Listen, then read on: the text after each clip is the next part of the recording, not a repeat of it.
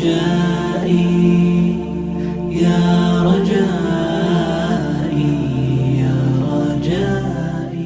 نحمده ونصلي ونسلم على رسوله الكريم وعلى آله وصحبه أجمعين. Amma ba'd. Ini kita insyaallah masih akan melanjutkan mukadimah daripada kitabnya Sayyid Abdullah Al-Haddad, yaitu masih mengenai as-sunnah wal bid'ah. Pada pertemuan sebelumnya, malam Rabu sebelumnya, kita sudah mengetahui bahwasanya para ulama-ulama dahulu, bahkan jumhur ulama, mayoritas ulama-ulama terdahulu, baik ulama salaf maupun kholaf. Kemarin salaf itu adalah abad ketiga ke bawah, 1, 2, 3, paling mentok itu 300 Hijriyah itu salaf. Setelah 300 berarti namanya ulama-ulama kholaf. Nah, ulama-ulama salaf dan ulama-ulama kholaf telah sepakat bahwasanya orang-orang yang punya kapasitas, ulama-ulama yang sudah punya kapasitas yang mumpuni berdasarkan hadis baginda Rasulullah SAW, bahwasanya ketika mereka beristihad, idza jatahadal hakim, ketika mereka beristihad fa asaba, kemudian mereka benar, falahu ajrani, maka mereka mendapatkan berapa pahala? 2 pahala. Wa idza akhta, dan ketika keliru, bahasanya apa? Ketika keliru, salah, bukan ketika sesat, bukan ketika berbuat bid'ah, bukan. Bahasanya keliru. Ketika mereka keliru ya karena mereka manusia juga. Akan tapi manusianya adalah manusia yang tadi punya kapasitas khusus loh ya. Maka walaupun keliru, falahu ajrun, kata Nabi, tetap dapat 1 pahala. Karena beliau setelah menunaikan tugasnya. Karena beliau telah menunaikan tugasnya berkhidmat untuk umat baginda Muhammad SAW, mentranslate, memudahkan pemahaman, memudahkan pengambilan hukum dari Al-Quran, dari hadis baginda Rasulullah SAW. Karena kalau misalkan tanpa mereka, bagaimana kita bisa memahami Al-Quran? Tanpa penjelasan dari mereka, bagaimana kita bisa memahami hadis? Kita ini bahasa Arab aja nggak bisa. Bahasa Arab aja nggak bisa, belum ilmu lughahnya, belum ilmu tasrif, belum ilmu mantiknya, belum ilmu bayan, badi, ma'aninya. Bahasa Arab aja nggak bisa. Makanya perlu ada mutakalim, perantara antara kita dengan Al-Quran, antara kita dengan hadis. Mereka itulah para ulama-ulama ahlinya. Dan ternyata pemikiran seperti itu tidak dipakai oleh orang-orang yang berseberangan. Mukhalifun, orang-orang yang berseberangan dengan ini nggak pakai itu. Ya pokoknya ya mau saya langsung Al-Quran, ya mau saya langsung hadis. Kalau nggak kayak gitu ya salah. Ngapain ikut-ikut ulama, sama-sama manusianya. Itu adalah kesimpulan yang kita ambil dalam pertemuan sebelumnya, bahwasanya mereka itu mengatakan yang demikian itu. Yang padahal itu adalah, kalau misalkan kita mempelajari lebih jauh, bahwasanya itu bertentangan dengan ulama-ulama terdahulu, tradisinya sudah seperti itu. Sekarang kita mengikuti ulama kita ikuti ulama atasnya, terus ikuti ulama atasnya, ikuti tabi'in, ikuti sahabat, ikuti Rasulullah, seperti itu. Enggak ada kok orang tahun 2021 kemudian langsung loncat gitu, enggak ada. Tradisi seperti itu tidak dikenal gitu. Maka istilahnya apa? Mereka itu ja'ja'atun wala aratuhnan, seperti suala giringan gandum tapi tidak ada gandumnya. Kelihatannya mereka menyebutkan hadis, kelihatannya mereka menyebut Al-Quran, tapi pemahamannya nggak sesuai dengan ulama-ulama ahlinya ternyata. Bukan saya yang ngomong loh, ini keadaan waktu itu di Yaman waktu itu sudah seperti itu sudah. Yang kita ceritakan polemik dan keadaan genting waktu itu seperti itu, sudah terbayangkan seperti itu. Nah, kita akan melanjutkan daripada muqaddimah beliau. Tsumma tamakhadhu al-jabal. Tsumma tamakhadhu, kemudian berteriak ingin melahirkan. Tamakhadhu itu berteriak, tapi teriaknya orang yang ingin melahirkan.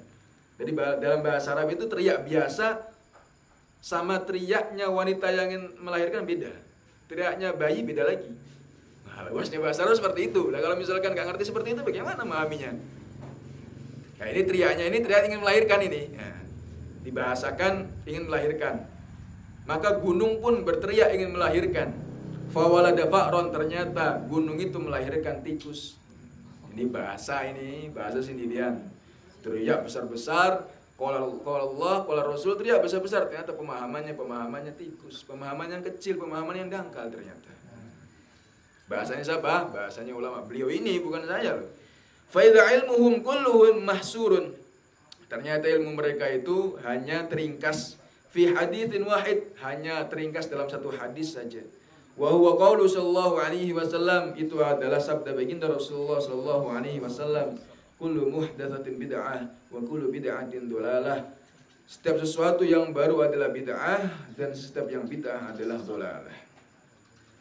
Wa yarmuna kull ahaditsir rasul, dan mereka melempar dan mereka membuang semua hadis baginda Rasulullah sallallahu alaihi wasallam. Seolah-olah yang dipakai pertimbangan cuma ini, seolah-olah itu. Padahal ad-dalati ala hiyazati kulli khair, setiap hadis baginda Rasulullah sallallahu alaihi wasallam pasti ada maksud kebaikan tertentu. Mesti ada makna-makna tertentu setiap hadisnya itu. Puluhan ribu hadis sahih, kok yang diambil cuma satu, bagaimana? Wallati yustafadu minha hukmu jamil hawadis, yang mana dengan setiap hadis yang dibawa oleh baginda Rasulullah sallallahu alaihi wasallam bisa diambil faedah untuk menghukumi setiap sesuatu baru yang terjadi. Fa inda haula'i kulli syai', fa inda haula, maka menurut mereka kullu syai'in ba'da hadatsa ba'da ahdi Rasul, setiap sesuatu yang terjadi selepas Nabi, sesuatu yang tidak terjadi di zaman Nabi, wa in kana minal khair, walaupun itu baik, wa minal umuri ad-diniyah, walaupun termasuk urusan agama, al-muwafiqati lid-dinillah, yang sesuai dengan syariat Allah, wa tasmiluha awamirullah, dan sesuai dengan perintah Allah, fal istiktharu minal khair, padahal memperbanyak kebaikan adalah kebaikan, fa inda haula huwa bid'atun dhalalah, maka menurut mereka sesuatu yang seperti itu adalah sesuatu yang sesat. Sesuatu kok nggak ada zaman Nabi, ya sesat. Sesuatu nggak pernah diamalkan Nabi, kemudian diamalkan oleh setelahnya, maka kata mereka adalah sesat. Padahal itu adalah masuk dalam perintah Allah secara umum. Padahal itu adalah masih sesuai dengan sabda baginda Rasulullah sallallahu alaihi wasallam. Maka nanti kita akan ambil kesimpulan bahwasanya ada sesuatu itu yang langsung dicontohkan Rasulullah, ada.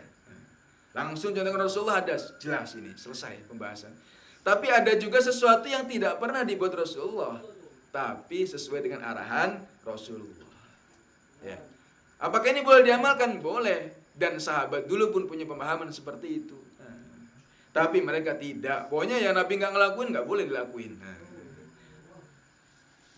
Wa hadza ilmun la yahtaju ila juhdin kabir, maka ini adalah ilmu yang nggak butuh susah payah. Ini adalah ilmu yang ringkas ini. Ini setengah menit ngaji udah, besok jadi mustahid mutlak udah. Nggak lama-lama itu. Tanya yang udah pernah, insyaallah. Itu nggak lama-lama itu, sekali besok udah jadi seorang mustahid sudah.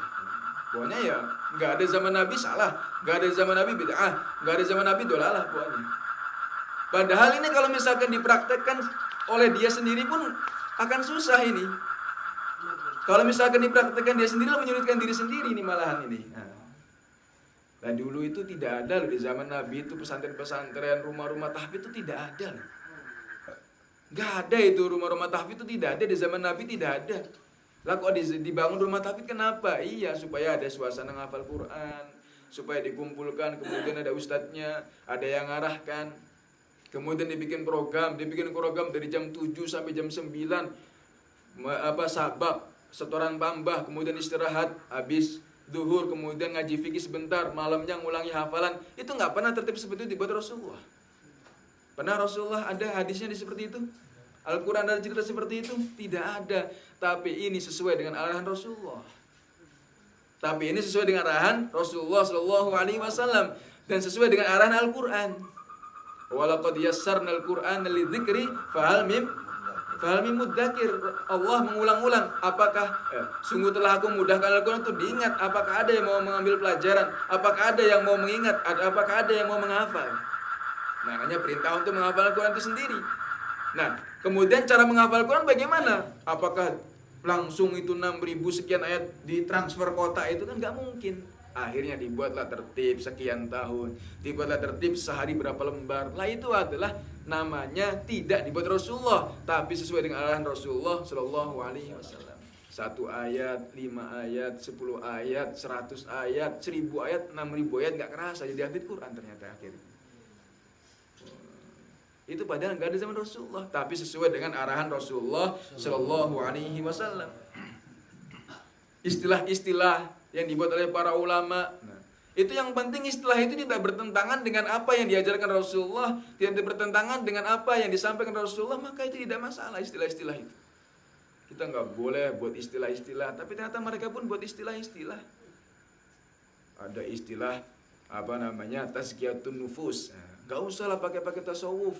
Gak usahlah ngambil dari ilmunya Imam Ghazali, gak usahlah ngambil daripada Imam Abu Hasan Asyadzili, gak usahlah ngambil dari Abu Hasan Al-Basri, gak usah. Ngambil aja dari Tazkiyatun Nufus lah, bedanya apa coba? Sama-sama ilmu untuk membenarkan hati, sama-sama ilmu untuk menasihati hati, arahnya sama. Beda judul aja, mereka gak mau. Yang penting yang bikin mereka, kalau gak bikin mereka ya gak mau. Kan akhirnya kayak seperti itu akhirnya itu. Maka ini adalah ilmu yang tidak butuh dengan susah payah. Ilmu yang ringkas, jalan tol langsung ke jurang tapi akhirnya.